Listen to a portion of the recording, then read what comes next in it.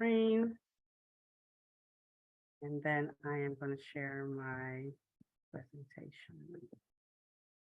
So again, my name is Aletha Williams, and I really do appreciate seeing each and every one of you here.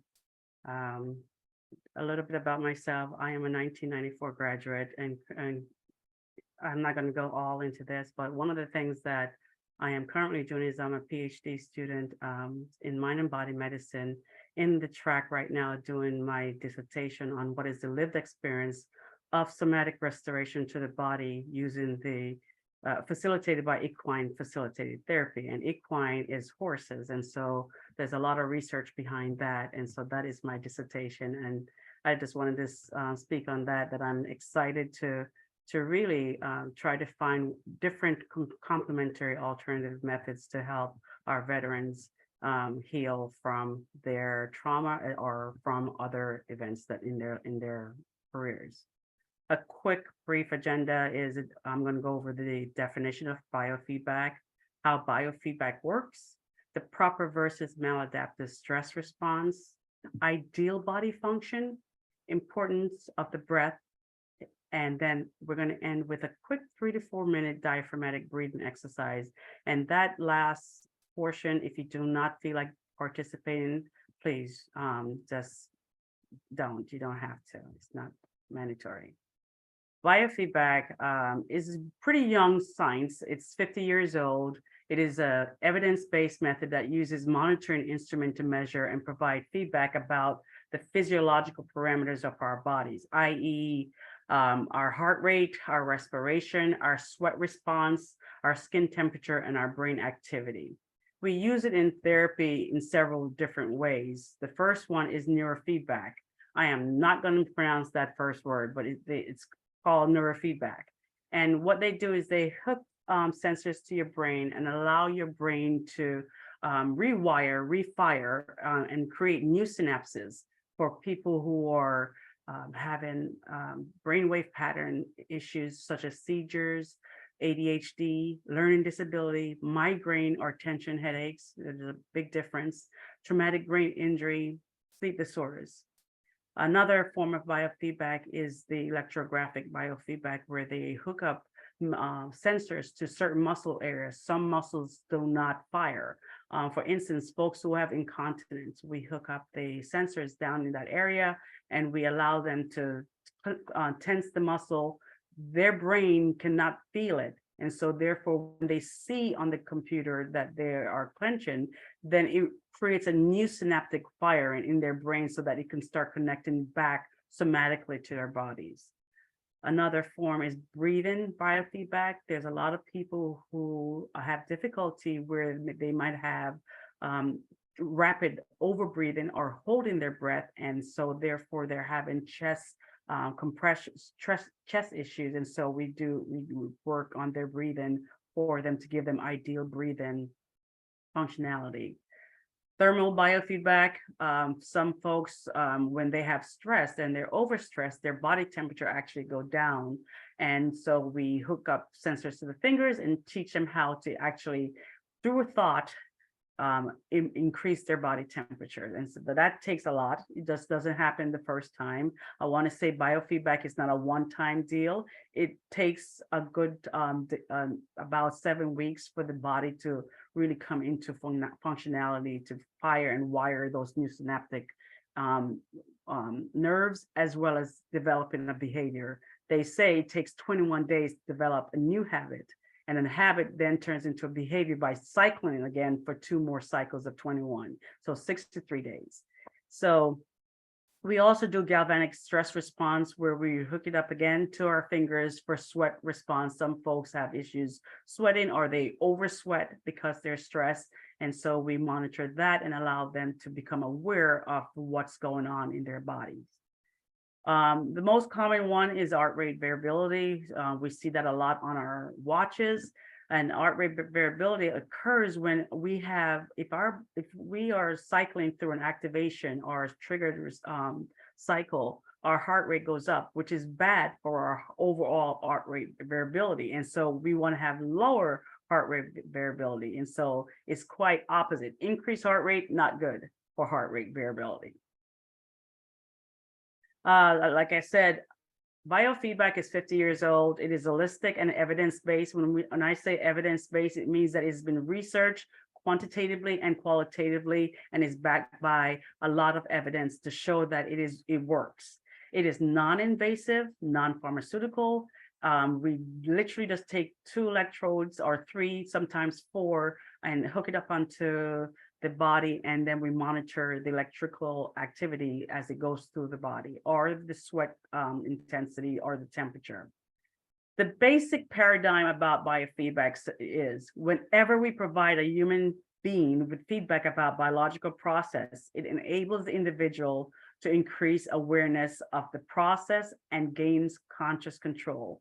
So the ultimate goal of biofeedback is to empower you to realize that your thoughts are very powerful. And when you change the way you look at things, the things you look at will change. And that is from Wayne Dwyer, by the way. Basic understanding about biofeedback is electricity travels as either direct current or alternating current. For biofeedback, most of the I would say all of the things in biofeedback use direct current, and direct current is from point A to point B. And that was discovered in the 1700s by Galvani, where he discovered that muscles generate electricity. And so from those, if we put the electrodes on one point to another point, we can measure that electrical activity and therefore give you back the feedback that you need for your body. And so again, biofeedback monitors skin temperature, respiration, the electrical activity in your brain, blood volume pulse. For blood flow, sometimes we have constricted vessels from stress because our sympathetic nervous system is activated and the blood volume actually lowers. And so we can monitor that. And another phrase I want to emphasize is anything that can be measured can change. Anything that can be measured can change. And so while we can't rid our minds and our bodies of all stress, we can learn to regulate it to a healthy condition. And I mentioned the parasympathetic and the sympathetic nervous system, but I want to just breeze right through it real quickly. We have in the autonomic nervous system 4 elements. The parasympathetic, which talks about when our bodies are relaxed and it's not, you feel safe and your body is doing the normal function, it's breathing right, it's digesting all of your food or whatever else is in your system. Whereas the sympathetic nervous system prepares you for fight or flight or flee, fight, freeze or flee, where it constricts the blood vessels and take away oxygen, vital oxygen to non-vital or systems such as your kidneys or your liver or your brain. It pumps all that into the muscles so that it can get ready to fight, freeze, or flee. And then you have your afferent and the etheric system, which talks about the gut area. And sometimes when you have that gut feeling something is wrong, so we talk about that portion of the nervous system. But what I want you to remember is para or paralyzed is that's not what it's doing, but para meaning rest, relax, whereas sympathetic means you're ready to fight, freeze, or flee. And we want to get our body in ideal functionality in our parasympathetic mode. And so when we talk about maladaptive stress response, we want to talk about how if we cycle and get activated too many times for our fight, flight, or freeze mode, that takes us out of mode and out of functionality into a maladaptive state. We know about the organic stressors. We know about the environmental stressors. We know that stress comes in many ways. So quick, if we were to take a drip of oil and trace it to the fuel tank, I'm not going to go into too much detail. The brain activates and releases noradrenaline on a normal activity. If I'm driving and I see a deer, quickly my body goes into fight, flight, or freeze. It releases noradrenaline, which releases and brings me back to homeostasis when I know I'm safe.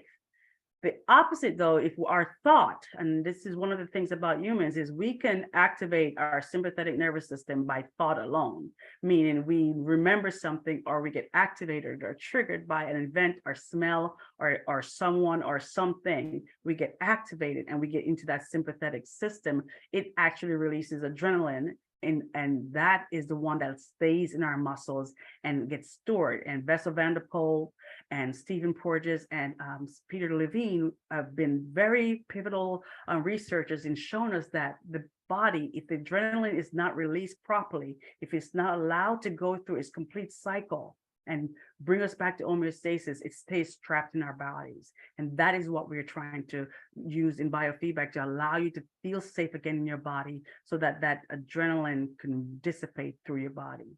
There's other methods to release it, but it takes repetition, as we say. And so through repetition, your body will start eventually feel safe to restore itself back to proper functionality. Our breathing increases, the mucus dries in our membrane, so to allow faster air to transport to our lungs in case the body needs to run. And our sweat glands increases to refresh our, freshen our bodies, because our body temperature goes up. The mind becomes very alert and focused and grasping the clues for survival. So we are super alert and ready to fight, flee, or freeze. In biofeedback, this chart is really important, and this presentation will be available to everyone. Ideal functionality for breathing is between, we say we're calm, 12 to 14 breaths. Normal, 12 to 20 breaths per minute. And overreactive is 14 to 20 breaths per minute. Hyperventilation is when you're doing 20 breaths per minute, which is really not good for our bodies. Our heart rate, ideally, a healthy heart rate should be between 60 and 80 beats per minute. And normal, 80 to 100. If it's over 100, you get tachycardia, where your heart rate is beating too fast. And sometimes it requires medicine to get you back into a normal or healthy state. We mentioned heart rate variability, and it's a low number. 10 beats per minute is healthy. 20 for the adolescents, 3 to 6 for adults that are older than 60 years old, and 25 to 40 for an athlete. So biofeedback begins with becoming aware of the breath. Awareness of the breath brings the mind to focus on the present moment. And in the present moment, the mind becomes aware of thoughts, emotions, which drive how energy is then activated or stored in the body. And as I mentioned again, Dr. Porges and Dr. Van der Pol research report that if the body cannot complete the stress cycle correctly, the adrenaline and the cortisol created to respond to a perceived or actual threat is stored in the body's muscles. And that over time, if we cycle our stress by thought alone, becomes maladaptive. And our muscles and our brain synapses sometimes do not fire and wire correctly. So I want to talk a little bit about effortless breathing, the ideal normal breathing. I mentioned 12 to 14 is normal, but ideal effortless breathing is between 6 to 8 breaths per minute. And in that, you feel this calmness coming over your body and your mind, and it evokes this internal quietness, this mindfulness, and this peripheral warming. Effortless breathing encourages a slow respiration rate. And then effortless breathing also is characterized by smooth flow rate. And I will show you a graph of effortless breathing in 2 more slides. This functional breathing pattern includes breathing, holding, and bracing of the upper chest. So some people hold their shoulders up, or they fold their shoulders forward, and now your pectorals are tight, or they arch their back and they hold it in their lower back. So that is dysfunctional breathing. This graph shows the top one in red is not a good breathing pattern. It's all over the place. What we do in biofeedback is we train our clients to breathe in coherence. And what happens with that 6 to 8 breaths per minute is your heart rate and your respiration sync. They start to sync, and they start to move in this pattern that looks like a sine wave. Because the heart rate and the respiration starts syncing, the brain wave slows down and also goes into coherence with the body. So mind, body, and eventually when you're so aware, your spirit starts to sync, and you become more mindful of what's going on. especially if you're triggered or activated by something. You can become aware of this through practice of biofeedback to help you to change your breathing, to bring it into parasympathetic mode. Ultimately, this graph kind of speaks everything about biofeedback. It's a mind shift. It allows you to reflect and repeat. It allows you to apply what you know, connect to your mind and your body, and to educate your body itself and your internal voice to become more aware of that we are powerful beings and our thoughts can change the way our emotions are affected and the way our bodies heal. Typical 5-step hookup for biofeedback is we hook up the electrodes, we start measuring the body's electricity. It all depends on what the client comes to, but a typical client gets their breathing measured, their fingers, and also we do the heart rate. So that's just the basic. And then if they have other issues, i.e. TMJ or sciatic issues, we hook up other electrons to that portion of the body. So the feedback from the electric activity is displayed on a monitor, and through an exercise that I take them through, we are able to see how the thought literally changes or the temperature, the heart rate, and so forth. Or if I tell them to clench a muscle, whether there is whether there's electrical activity going through it or not. If there's no electrical activity, then we're going to have to train that muscle more to start firing and wiring. And so the protocol is pretty simple. It's safe. It's, again, non-invasive. Some people have issues being touched. That is something that I definitely work with the client with before I do that. So week 1 is about talking to the client, allowing the client to tell me what makes them feel safe, and talking about what it is that we need to do for sessions for week 2 to 4. So week 1 to 4 is about orientating and practicing what needs to happen to start feeling and trusting ourselves and our minds and our bodies. Week 5, they are well aware and they actually snap into that relaxation phase a lot faster once we hook them up. Week 6, they are able to regulate themselves. They learn to rapidly relax as well. And then week 7, they're assertive. They have small wins and they start becoming very empowered in the fact that they now know how to change the way their thoughts and how their bodies respond to a stress response. Again, a cell that fires together wires together. And so neurons that fire out of sync loses their link, and that's what we don't want. And so we use the breath to get ourselves back into coherence. This picture just shows the different areas in which we will hook up a client, many different areas, many different issues. So again, a client comes to us, for instance, with TMJ. This is what it would look like. We will attach the electrodes to those areas and have them clench and relax, clench and relax. It all depends on the electrical activity that's going through it. Whether the left side or the right side will determine which side is activating more. And that's the one that we have them clench less or softer so that they can become more aware of relaxing the jaw more, eventually not tightening it when they're stressed.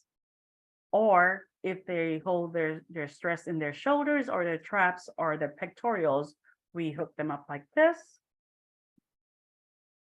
The sciatic joint nerve, is the longest nerve in the body. So when we arch our back and we hold our tension in our lower back, over time, the sciatic nerve actually gets into trouble, and we have to learn how to relax that lower back, tilt that pelvic forward to relax that tension in the body, in the lower back.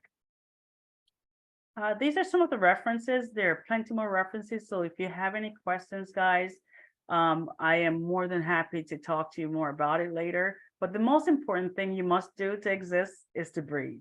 And breathing is gold. It is the new gold. And I would love to let you know that you have the power to change the way you look at things. Thank you so much. If you have any questions, just please feel free to unmute and I will be able to answer your questions. This introduction, and let's see, are my slides up? Okay, this walking electromagnetic pulse needs to verify and make sure that's okay. So great. Again, thank you for having me here today. It is pretty amazing to be part of this group of phenomenal alumni who from the Naval Academy have put this together. So I'm especially excited. I get to share airtime today with my classmate, Aletha Williams. So great to be able to share what we do on a routine basis in working with trauma survivors. So a brief intro on what I'm going to cover today. I'll share a little bit more about my background. We're going to breathe together because Aletha talked so much about breathing. I'm pretty excited. We're going to take a few moments and breathe together. I'm going to give a very brief summary of how trauma can manifest in the levels of body, mind, and spirit.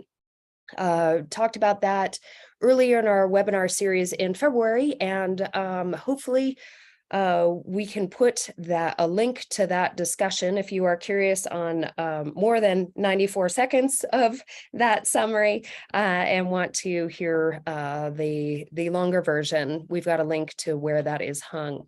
I'll then talk about acupuncture from both a Western and an Eastern perspective, because I think it's really important to understand a little bit about this style of medicine before we jump in and discuss what types of protocols you can use, acupressure protocols, to manage some very common PTSD symptoms. And then I'll open it up for any questions at the end.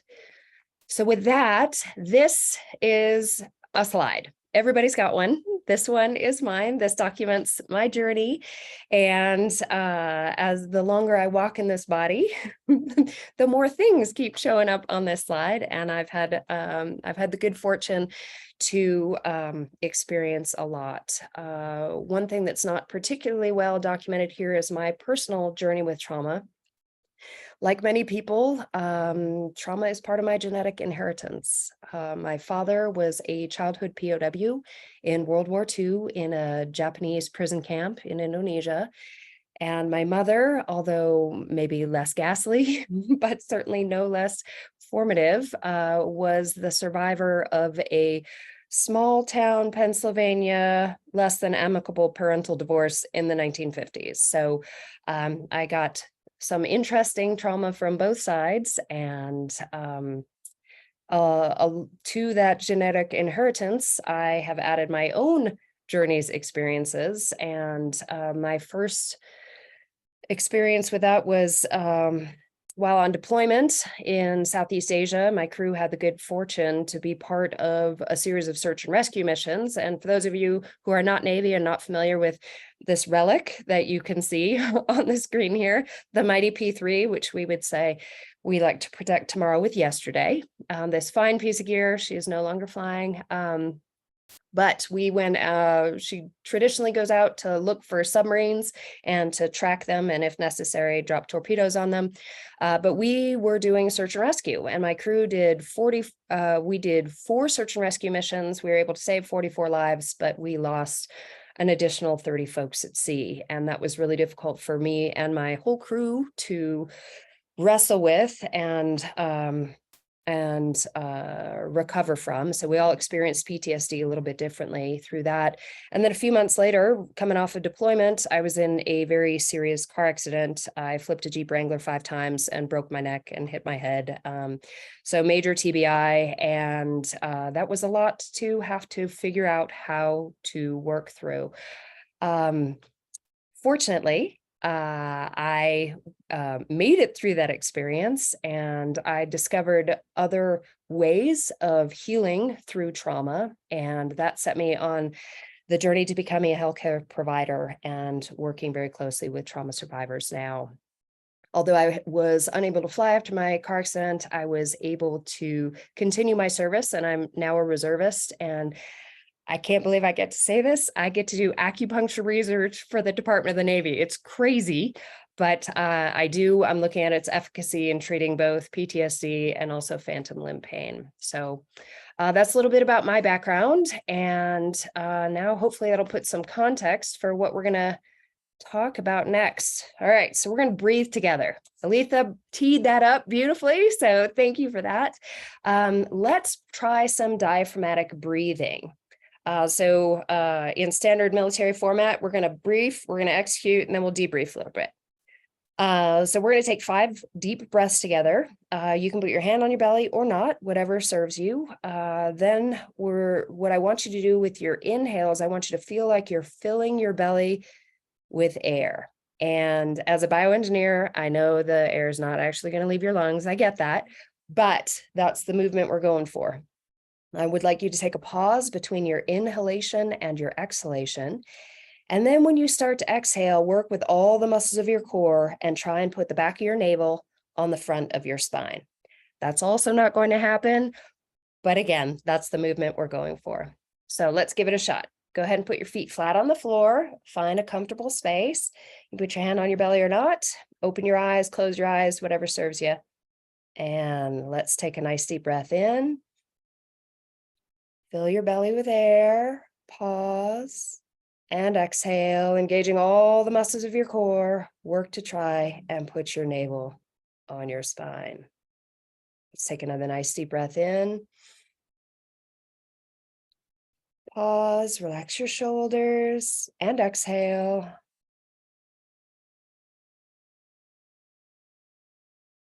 Awesome. Let's do it again. Nice deep breath in. Pause, relax your ankles, and exhale. Again, engaging all the muscles of your core. Work to try and get your navel on your spine. Let's take another nice deep breath in. Pause, relax your eyeballs, and exhale.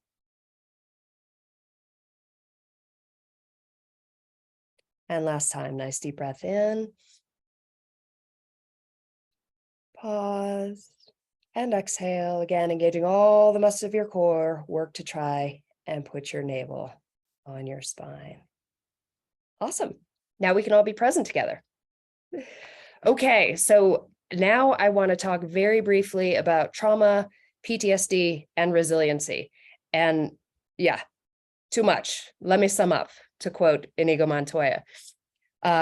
Let's talk briefly about what trauma is. The DSM-5, or I had to write this down because I always forget, Diagnostic and Statistical Manual of Mental Disorders, the DSM-5 refers to a traumatic experience as something that is either actual or threatened, death, serious injury, or sexual violence. And so that is a traumatic event. Just because you witness a traumatic event does not necessarily mean that you will develop PTSD. That doesn't mean that trauma will get its hooks into you and then you will suffer from that. So how this differs, I had a great discussion with one of my classmates who was then one of the battalion officers for the Wounded Warriors program. And we were chatting about trauma and how it manifests. And he said, man, Jill, it makes no sense to me. I don't understand it. I've got a Marine here who he lost a leg at an IED explosion, but that's not why he has PTSD. He has PTSD because he was hanging out in the chow hall and they took an incoming mortar and it killed both of his friends.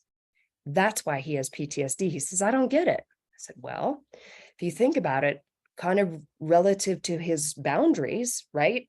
He went into a war zone thinking, okay, cost of business, I might lose a limb. This is what it means to be a Marine. So that was an expected outcome.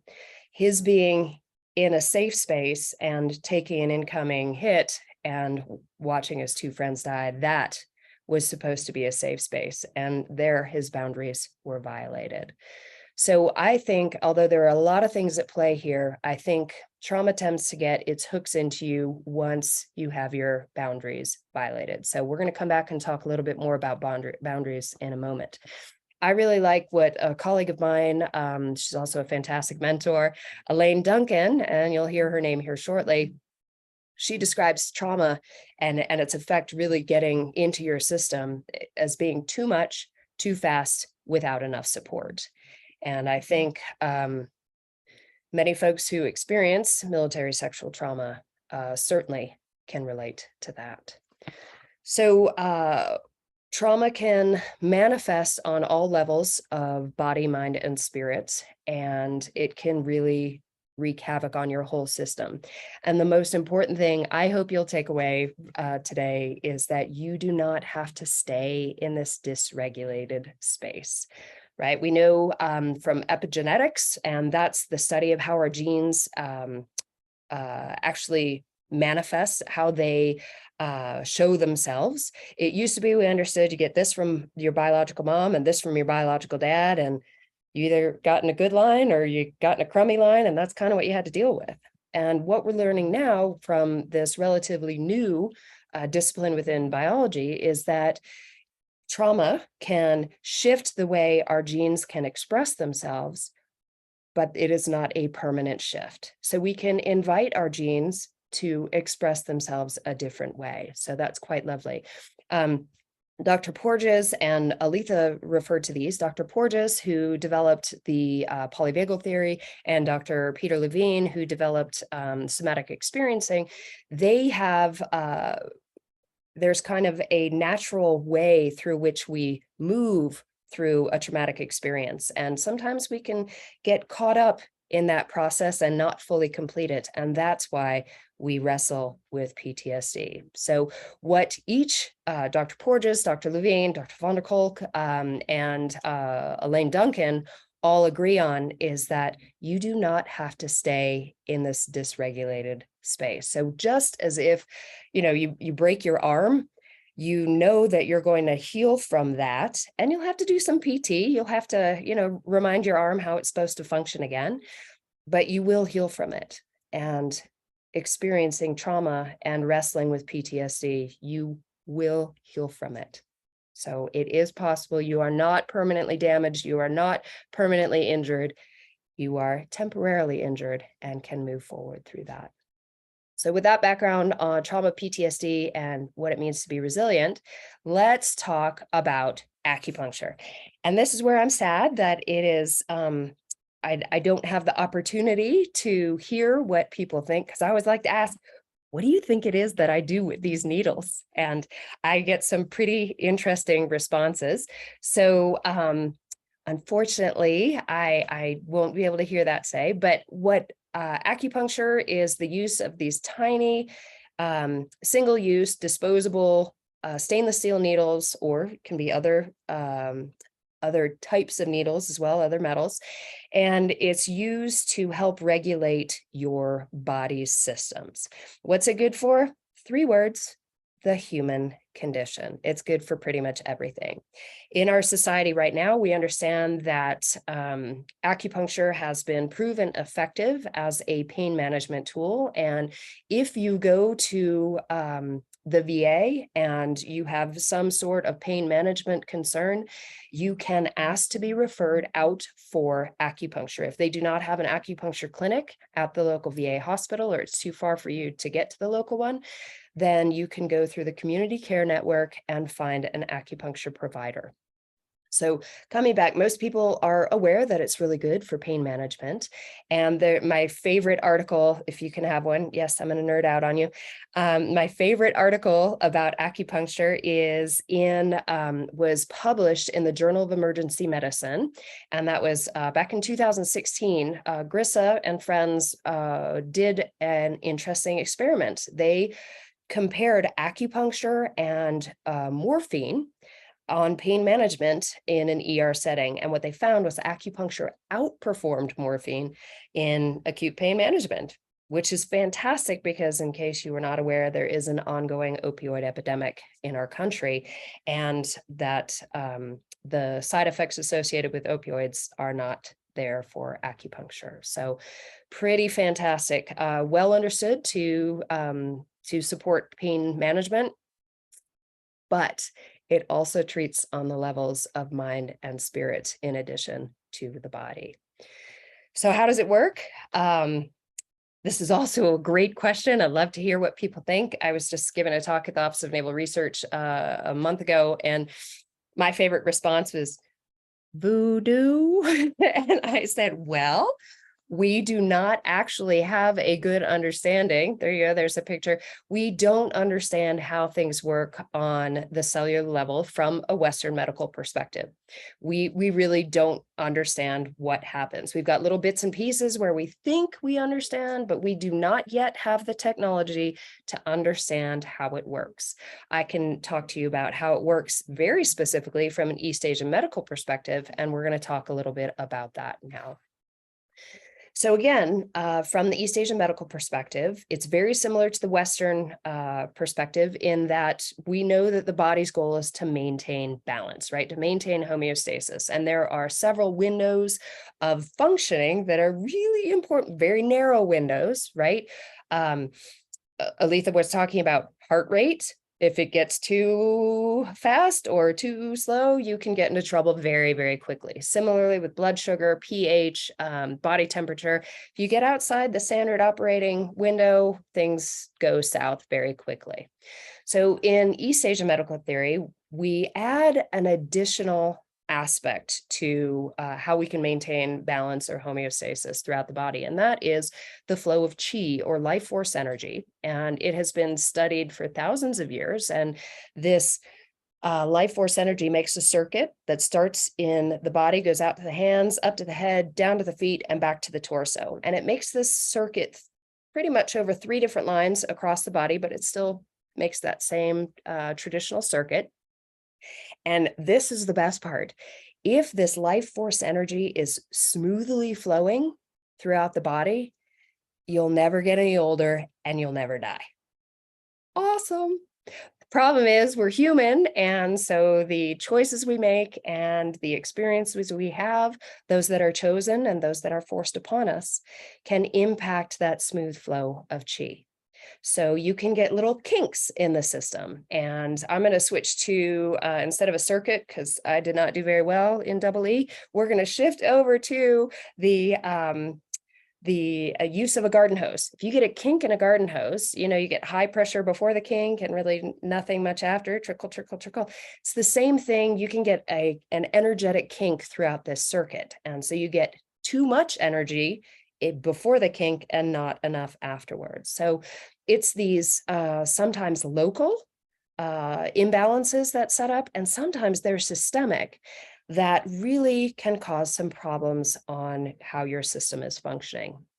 So what I do as an acupuncturist, I use these tiny little needles to insert it at very well-studied points to open up those blockages, to reestablish that smooth flow of energy so that the body can then heal herself. And that sounds a lot like resiliency. So that's my favorite description of resiliency. But what's great is, although, yes, you can see an acupuncturist who has studied for many years to, not thousands, I'm not that old yet, but has studied for many years to be able to help your body find balance. You can use, and anyone can use, gentle pressure on these acupoints, these places where acupuncturists use these key points across the body to help maintain balance. So let's talk a little bit about how we can do that. Today, I'm going to cover a series of protocols, and these are to help manage some very common PTSD symptoms. The first one, and I mentioned boundaries earlier, most people who have experienced sexual assault have had their boundaries violated. And it's very difficult for many trauma survivors to reestablish healthy boundaries and remember where you end and the rest of the world begins. So we're going to do that's going to be the first protocol we look at, is how can we shore up those boundaries? Another thing a lot of people struggle with is anger.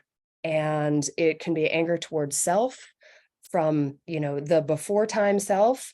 It can be anger with others for what they did or what they failed to do. regardless of where it's coming from, anger is a very common symptom. So we'll talk about what we can do to calm your system overall, right? Aletha talked about if you start spooling up and jumping into fight or flight, coupled with diaphragmatic breathing, we will hold some points, or I'll show you where these points are so that you can practice these protocols at home or in the office or in the conference room. You can take them everywhere. Pretty awesome. Okay, so mellowing anger, we'll talk about breaking out of repetitive thoughts, very common. Facilitating going to sleep, staying asleep, that is very common. Oh, look, it's 2:14. Yet again, I am wide awake. That is very common for people who are under stress, and certainly those who are wrestling with PTSD fall into that category.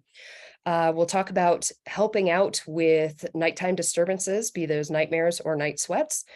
And then probably my favorite point, actually, Kristen and I were talking about this, my favorite acupuncture point, especially when working with trauma survivors, is on your thumb, and it helps to find one's voice. So we'll talk about that one. And then, oh my gosh, there are too many words that Jill said. I can't understand. I don't remember any of them. We'll talk about how you can just maintain overall balance. So that'll be the last thing we discuss. Now, I love this saying in East Asian medicine, where your breath goes, your chi will follow. So wherever you send your breath, your chi will follow. Okay, so let's talk about this first protocol. The first one has to do with shoring up those boundaries, right? Regardless of your experience, whatever the initiating event was, chances are good you had your boundaries violated. And so let's help your system reestablish where you end and the rest of the world begins. So this particular protocol is comprised of 2 points, and one of them is on the pericardium channel. It translates to, and I'm not going to try speaking the Chinese of it because that would not go well for anybody involved. The first point is on the pericardium channel. It's right here on the inside of your wrist. It's 3 fingers up from your wrist crease in between those 2 tendons that run right up your forearm. So you can find that point, you can put your thumb there. And the reason I invite you to put your thumb there is because right on the opposite side is the outer gate. So you have the inner gate here on the underside of your forearm, and then on the outside is your outer gate. And that's on the Sanjiao channel, which is pretty awesome. For a long time, it was, oh, well, it's not really an organ, but they just discovered in, I think it was 2017, the new interstitium organ, which is made up of the 3 metabolic chambers that comprise the Sanjiao channel. So kind of cool. So you hold these gates, you find these gates, you hold them and take 5 deep breaths. So we'll do this just on one side because it's always good to breathe. And so put your feet flat on the floor, find those points, right? So the interior gate on the inside, put your thumb there, put your pointer finger on the other side, and let's take 5 deep breaths. So nice deep breath in. Fill your belly with air, pause, and exhale, engaging all the muscles of your core, work to try, and put your navel on your spine. Let's do that again. Nice deep breath in. Pause, and exhale.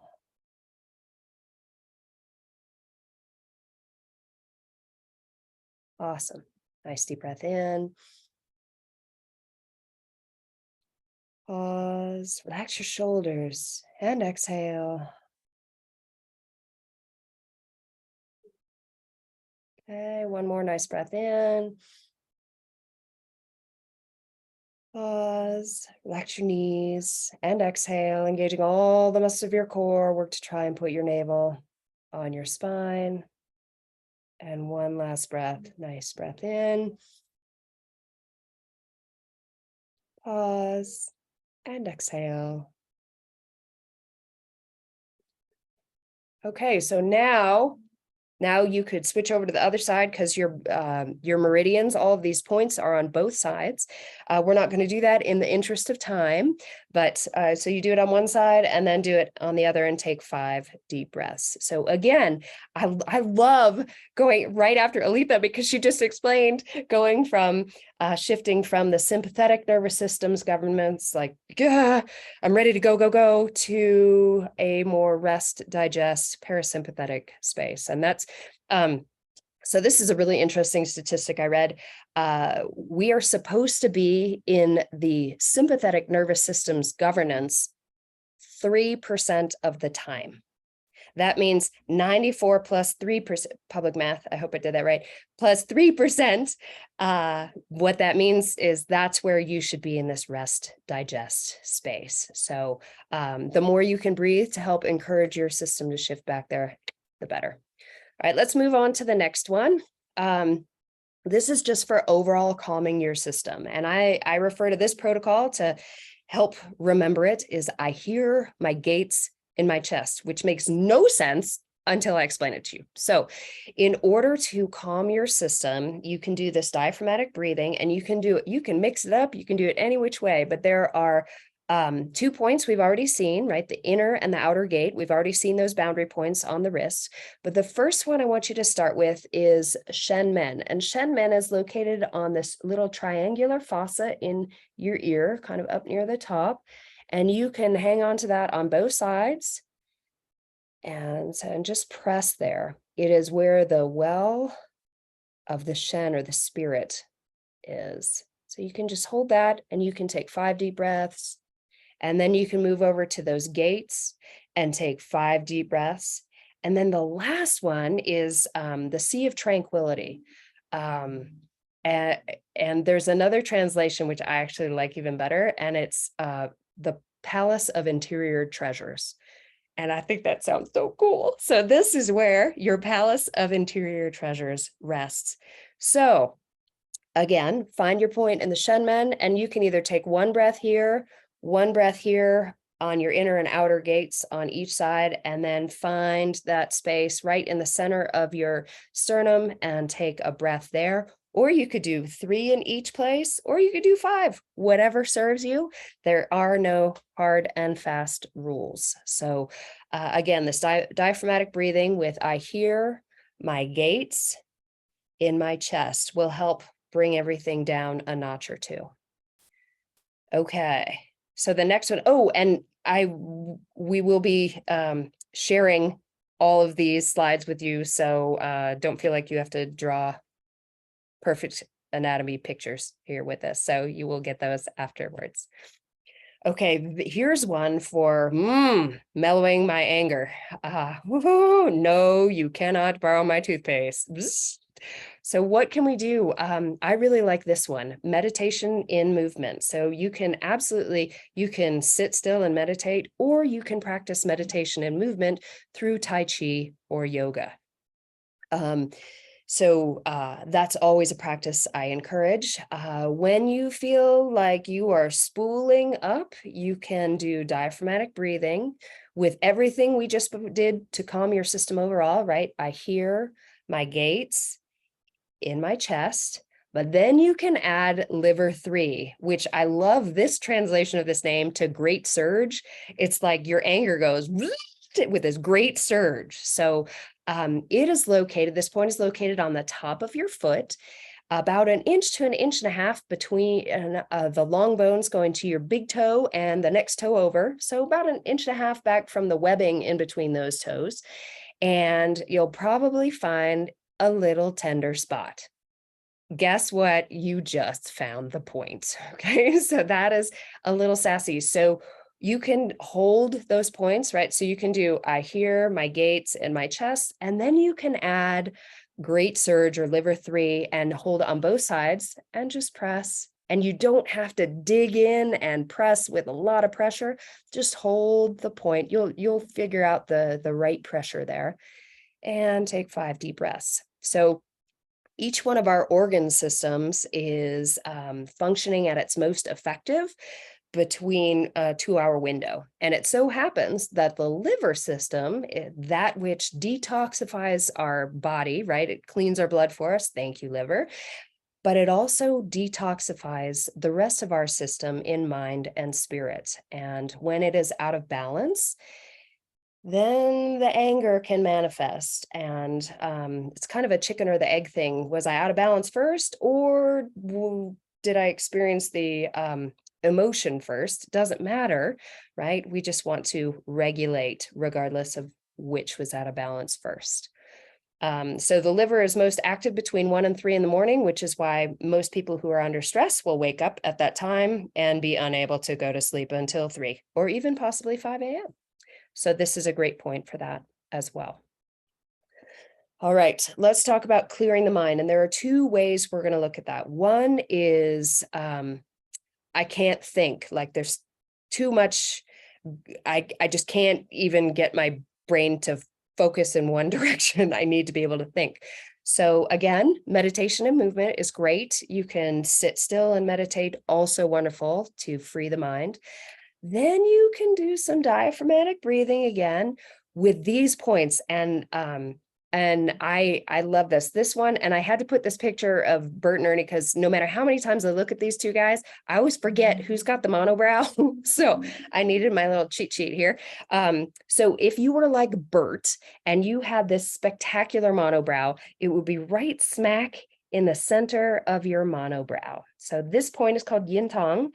And there is no, I have not found a good translation for it, but my husband calls it the I don't care point.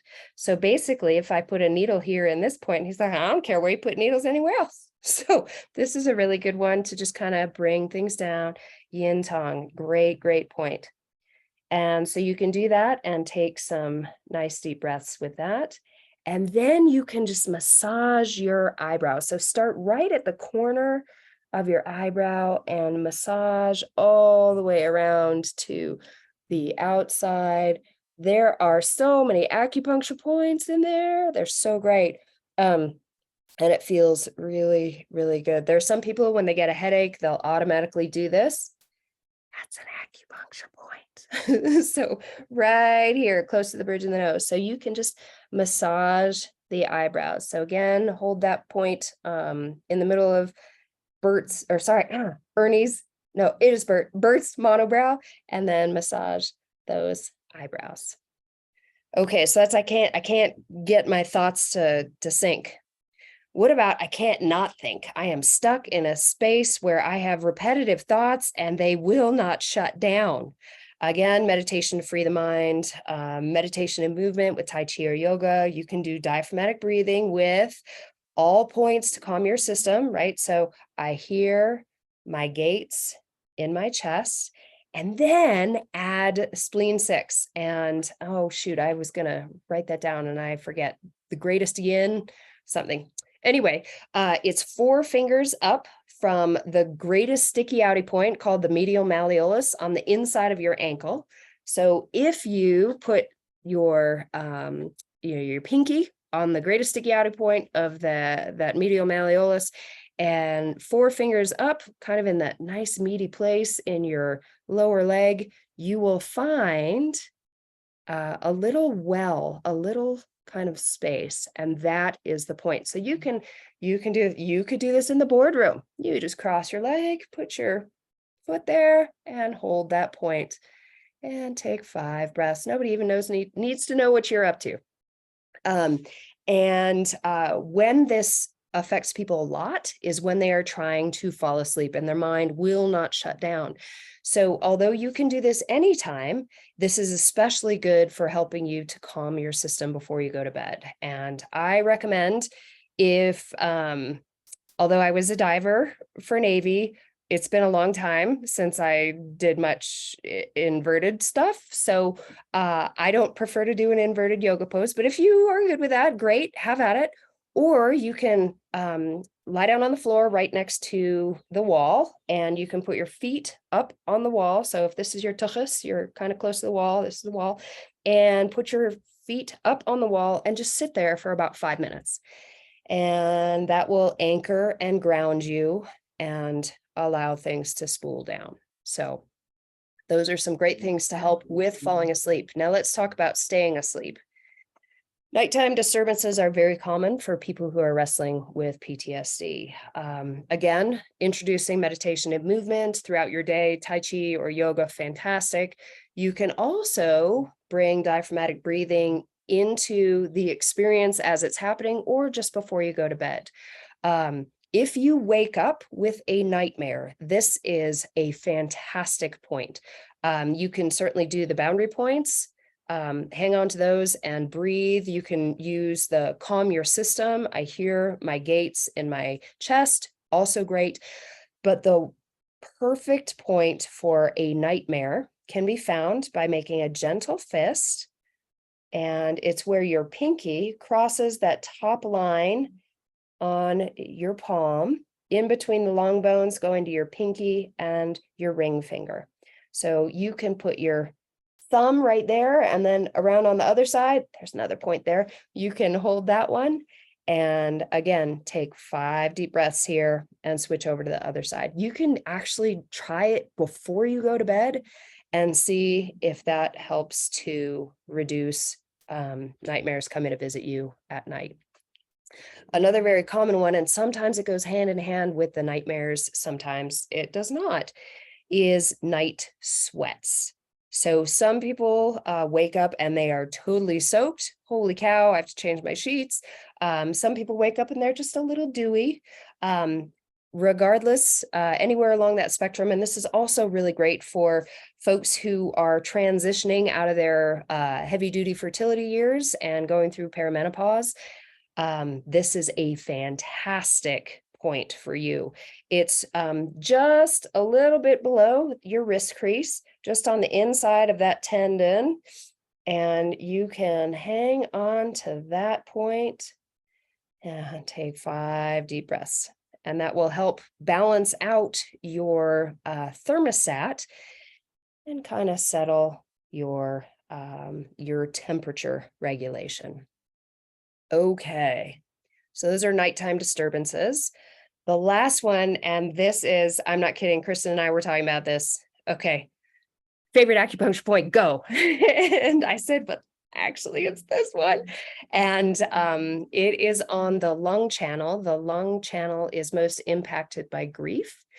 And what I have found with many trauma survivors, many of them have difficulty with certainly with their boundaries, because their boundaries have been violated, but they also have a hard time finding their voice to either articulate their experiences, to really release the experience that they've had. Many are told, especially with military sexual trauma, it didn't happen. Nope, you're making that up. Nobody wants to hear it. Please stop talking. Your voice is squashed. So this is a lovely point to help you find your voice, whatever that looks like, and then release your experience. So I love this from like a heavy duty traditional Chinese medicine, hardcore body only way of looking at things. Lung 10 is used to restore the voice after acute laryngitis. I have found that it's been really powerful in restoring the voice for those who have lost it due to trauma. So how do you find this magical point? It is on the palmar side of the hand, just onto the palmar side, along the long bone that goes to your thumb. It's about halfway in between. You'll find it. Oh, look, my voice could use some work. It's a little sensitive, a little tender. So you can just hold this point and take 5 deep breaths, and find it on the other side again, right on that long bone going to the thumb. Hold that point and take 5 deep breaths.